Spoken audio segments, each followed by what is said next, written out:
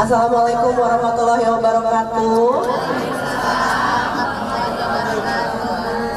Selamat pagi ibu-ibu. Selamat pagi adik-adik semua. Kita mungkin ngomongnya gak lama-lama ya, kasihan nanti adik-adiknya.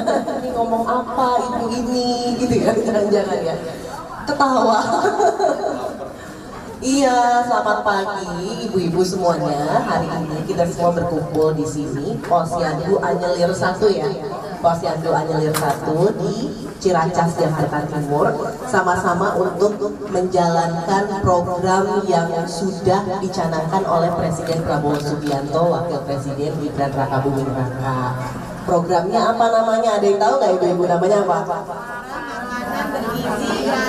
Program makan bergizi gratis. Nah, hari Senin kemarin itu kan sudah diluncurkan serentak di 190 titik, tapi kebanyakan adalah sekolah-sekolah.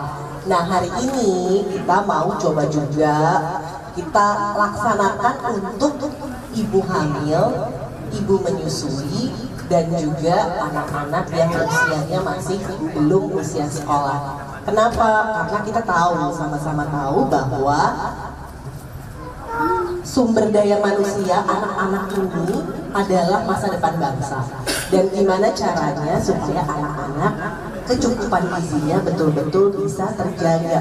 Karena ibu-ibu pasti tahu betul ya, kadang-kadang ada saat-saatnya anak-anak GTM nggak mau buka mulut gitu ya Bu ya, gerakan tutup mulutnya anak-anak itu, wah kalau buat ibu-ibu itu udah neraka dunia ya Bu ya. Kita pengennya anaknya makan, dia tutup mulut. Tapi dengan adanya makan bergizi gratis ini, mudah-mudahan selain juga memberikan kecukupan gizi, juga bisa sama-sama kita mengajarkan anak-anak apa sih sebetulnya gizi yang baik, apa sih makanan yang baik.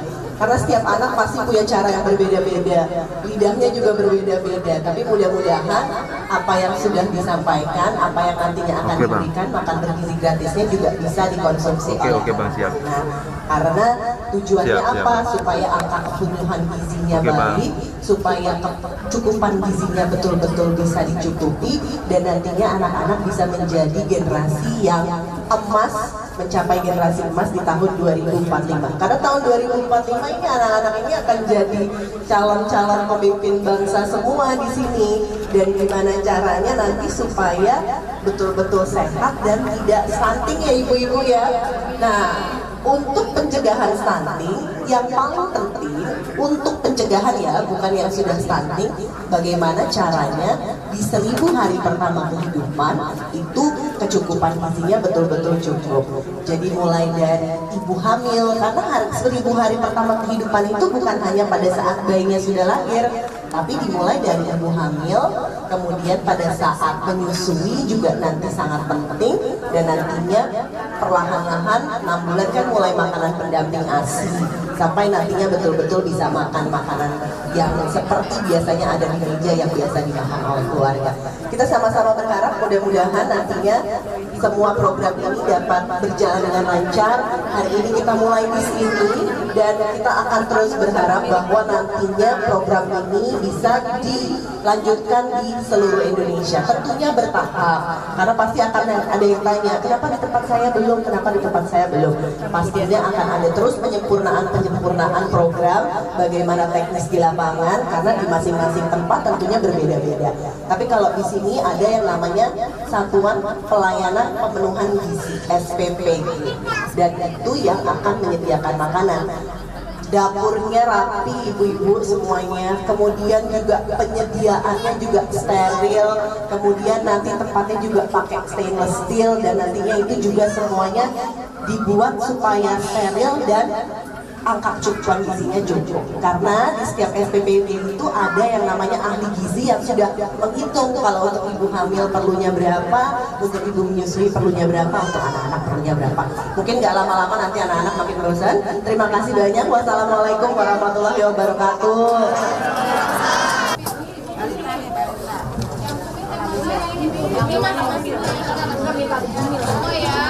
Yang bumil yang mana? Oh, ini yang bumil. Oke, ya sebentar ya. Oke, bumil. Nah, balita. Yang bumil sama. Umi ibu menyusui sama.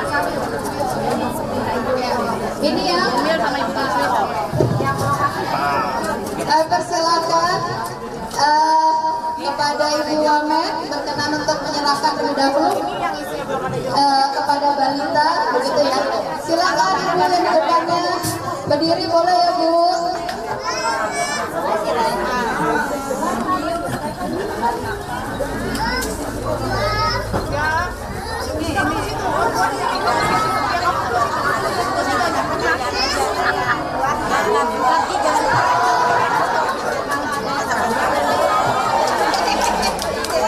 Nah, tadi kita lihat di Posyandu Anyelir 1 ini sudah berjalan dengan cukup lancar. Tapi kita tahu sendiri kalau anak-anak makan itu kan beragam ya. Ada yang makannya dengan mudah, ada yang perlu upaya. Tapi memang ini juga merupakan bagian dari edukasi kepada anak-anak juga dengan cara orang tuanya masing-masing, karena caranya tentunya akan berbeda-beda, bahwa makanan bergizi itu sangat penting untuk tumbuh kembangnya nanti ke depan. Dan salah satu kenapa ibu hamil, ibu menyusui, dan anak-anak usia prasekolah menjadi sasaran dari program makan bergizi gratis ini, salah satunya adalah untuk pencegahan stunting. Karena kita ketahui pencegahan stunting itu akan efektif untuk dilakukan pada saat 1000 hari pertama kehidupan. Dan 1000 hari pertama kehidupan itu ya dimulai pada saat, bukan pada saat bayi dilahirkan, tapi justru sudah dimulai pada saat ibu mulai mengandung, dan nantinya dilanjutkan pada saat bayi sebelum usia 6 bulan kan belum makan ya, masih ASI eksklusif. Berarti ibu menyusuinya juga masih mendapatkan asupan makan bergizi gratis, dan nantinya juga dilanjutkan ke anak-anak usia prasekolah itu. Dan yang paling penting kalau kita lihat di setiap SPPG atau Satuan Pelayanan Pemenuhan Gizi yang di bawah komando dari Badan Gizi Nasional, karena kita tahu program ini diampu penuh oleh Badan Gizi Nasional dan seluruh kementerian lembaga, termasuk juga dari kementerian kami, Kementerian Kependudukan dan Pembangunan Keluarga BKKBN, juga mendukung penuh untuk pelaksanaan makan bergizi gratis ini. Dan tentunya kita lihat bahwa di setiap SPPG itu ada kepalanya, ada ahli keuangannya untuk adminnya, dan kemudian juga ada ahli gizi. Nah, ahli gizi ini di setiap SPPG yang akan menentukan menu-menu masing-masing dan disesuaikan angka kecukupan gizinya.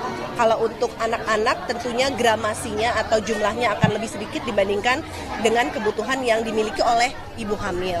Dan ini disesuaikan dan dihitung betul. Dan untuk menu makanannya sendiri memang bervariasi karena tergantung dari masing-masing SPPG.